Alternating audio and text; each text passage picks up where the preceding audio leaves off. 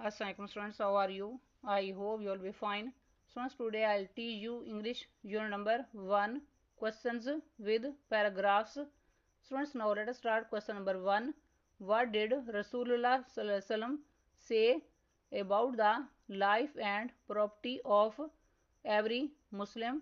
रसूलुल्लाह सल्लल्लाहु अलैहि वसल्लम ने हर मुसलमान की ज़िंदगी और माल के बारे में क्या फरमाया था? आंसर नोट करें.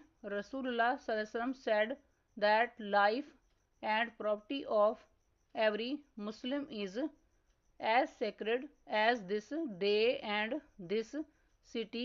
रसूल सल्लल्लाहु अलैहि वसल्लम ने फरमाया कि हर मुसलमान की ज़िंदगी और माल इतना मुकद्दस है जैसे ये दिन और ये शहर मुकद्दस है.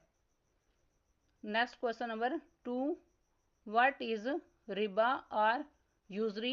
सूदखोरी से क्या मुराद है? आंसर नोट करें. रिबा और usury is ratio of interest taken on any amount that is given to someone. सूदखोरी से मुराद सूद की वो शरह है जो कि उस रकम पर वसूल की जाती है जो किसी शख्स को दी जाती है. Next question number 3 is giving zakat worship of Allah almighty. क्या ज़कात देना अल्लाह ताला की इबादत है? आंसर नोट करें. Yes, giving zakat is worship of Allah almighty. जी हाँ, ज़कात देना अल्लाह ताला की इबादत है. Next question number 4. What do you mean by the path of righteousness? आप हक के रास्ते से क्या मुराद लेते हैं?